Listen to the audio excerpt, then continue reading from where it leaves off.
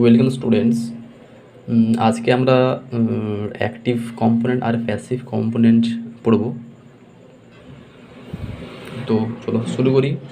তো active component আর passive component আমাদের mainly যে টপিকটা আছে আমাদের সিলেবাসের মধ্যে, সেটা হচ্ছে passive component.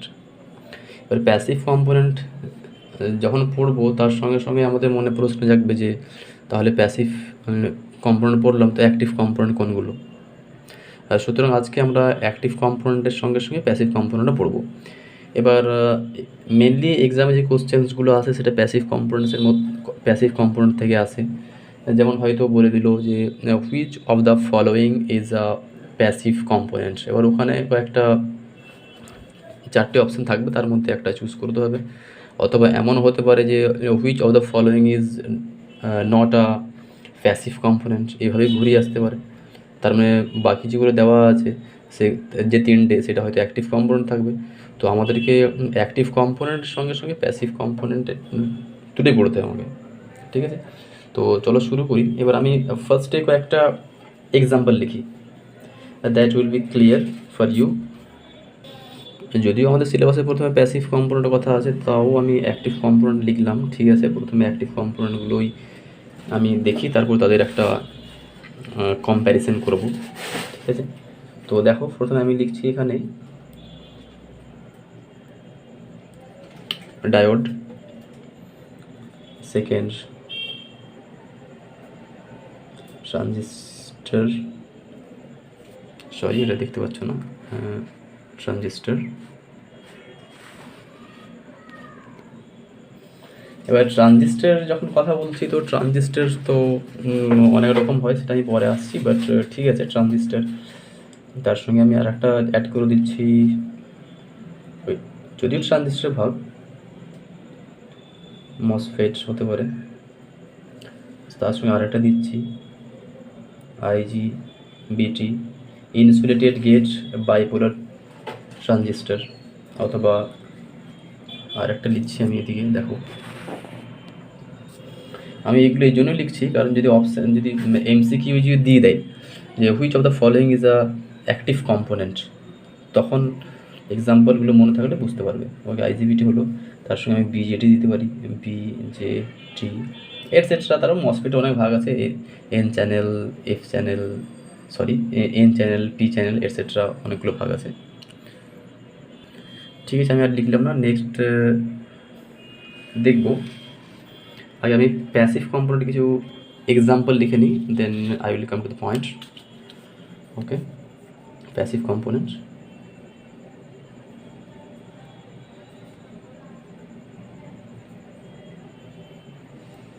Passive components. At first I would like to give some examples such as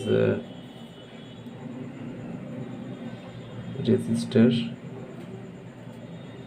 very common, capacitor, sorry,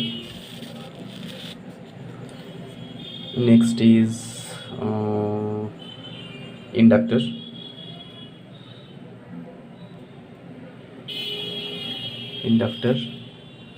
just a minute, আর এটা লিখছি, বেশি লিখছি না, ট্রান্সফরমার্স এটসেট্রা। আমি এখন এই কয়েকগুলো এক্সাম্পল দিলাম, ঠিক আছে? এখন দেখো, প্রথমত আমি চলো প্যাসিভ কম্পোনেন্টটাকেই বলি। তো প্যাসিভ কম্পোনেন্ট এক্সাম্পল যেমন তোমরা দেখতে পাচ্ছ যে register, capacitor, inductor and Transformers, এই সমস্তগুলো আমি দিলাম।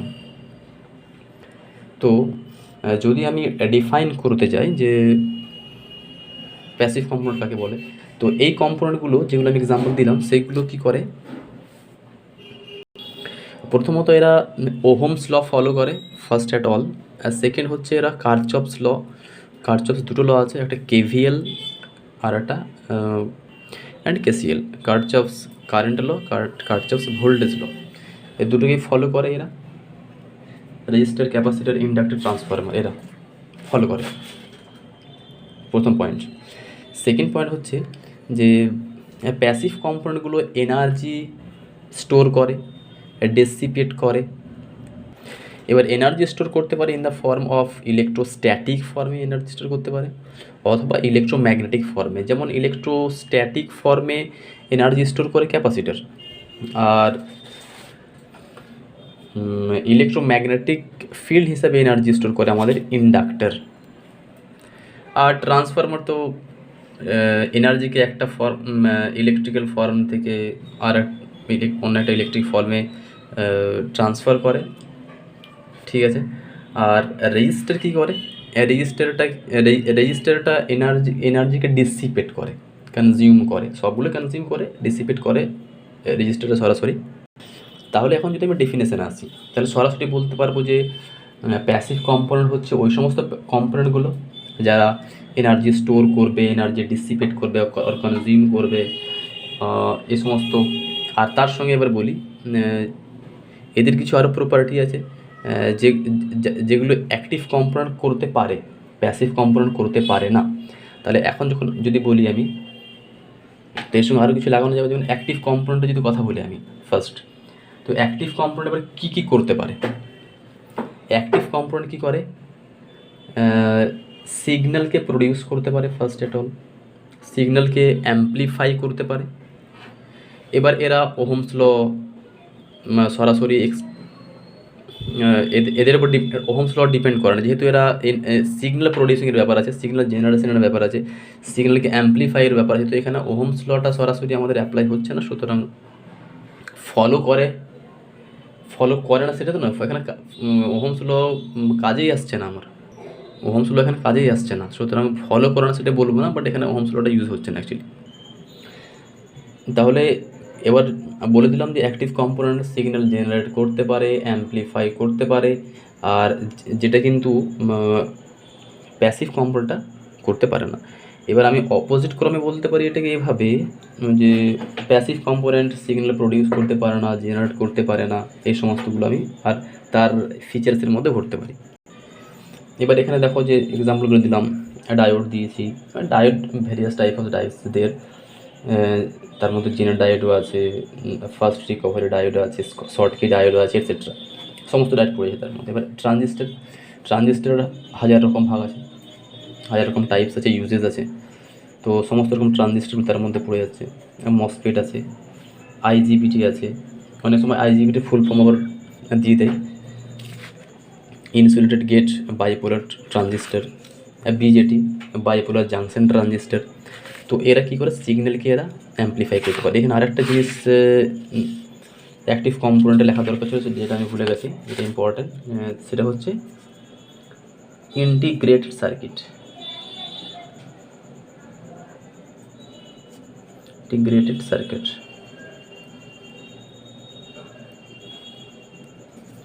যাকে আমরা শর্টে বলছি আইসি।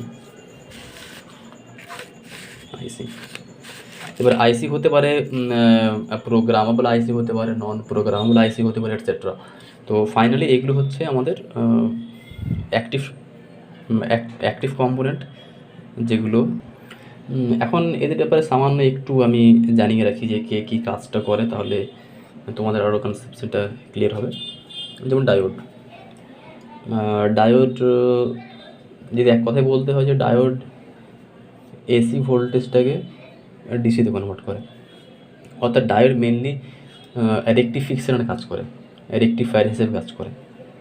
এবার জেনার ডায়োডে যদি কথা বলি, তো জেনার ডায়োড আমরা জানি, যেমন নর্মাল ডায়োডটা ফরওয়ার্ড বায়াসে কাজ করে, বাট যদি জেনার ডায়োডের কথা বলি সেটা কিন্তু রিভার্স বায়াসে কাজ করে। তো ডায়োডের এক কথা যদি আমি বলতে চাই, তাহলে এটা এসিকে ডিসিতে কনভার্টার জন্য কাজে লাগে, আর জেনার ডায়োডকে আমরা ভোল্টেজ রেগুলেটর হিসেবে ইউজ করি, ঠিক আছে। ট্রানজিস্টারের কথা বলি, ট্রানজিস্টারের অনেকগুলো ভাগ আছে, এনপিএন আছে, পিএনপি আছে, তাদের কনফিগারেশন আবার আলাদা আছে, common base, common collector, common emitter, etcetera এইভাবে এটা ইউজ হয়।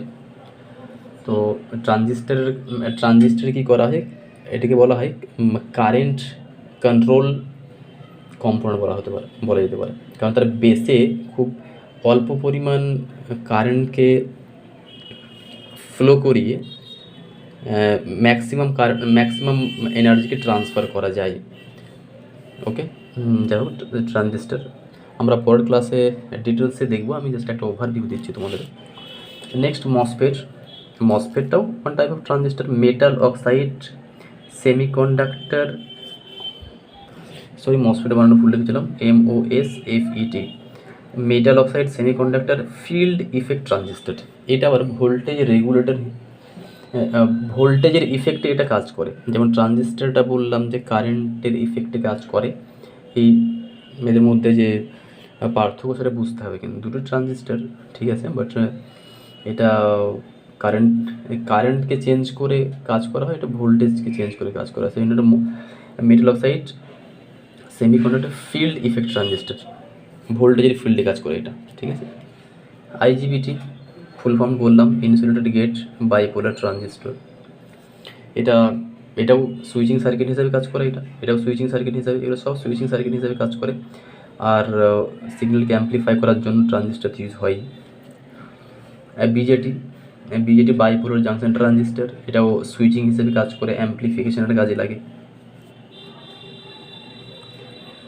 বিজেটি সরি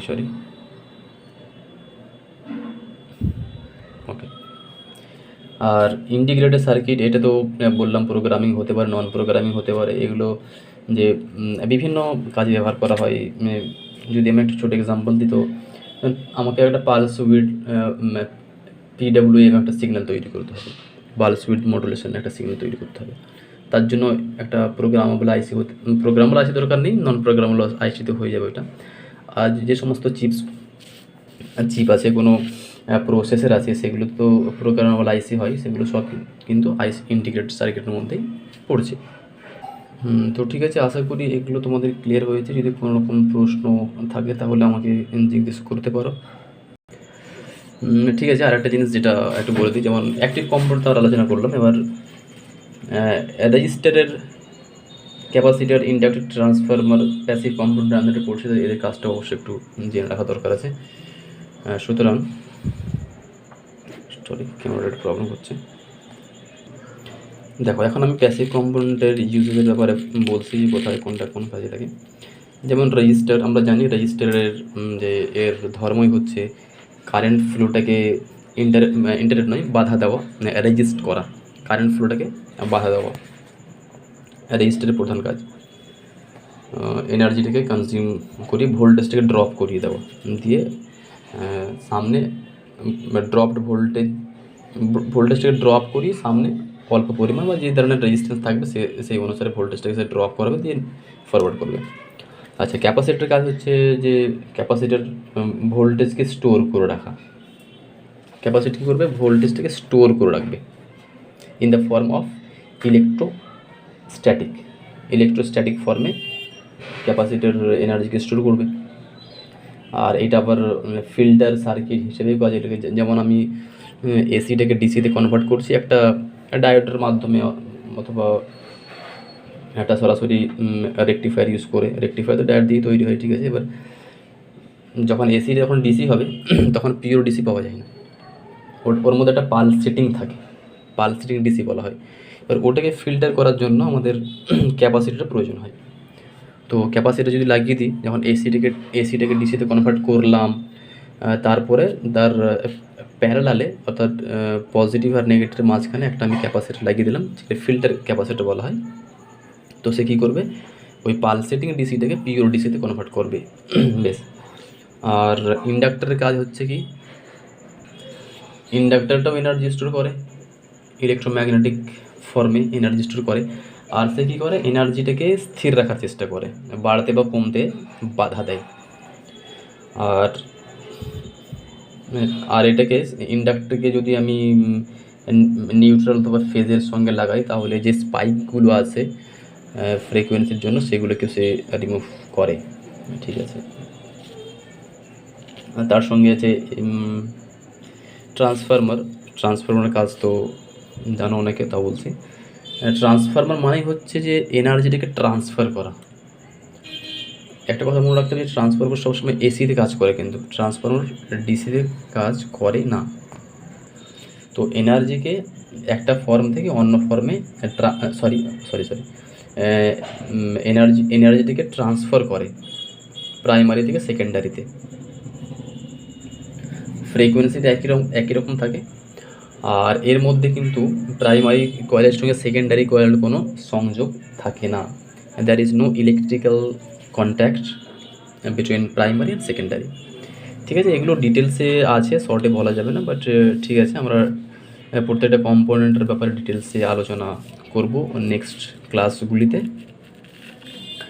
এখন এইটাই, পরের ক্লাসে আমরা অন্য একটা টপিক নিয়ে আসছি। Thank you.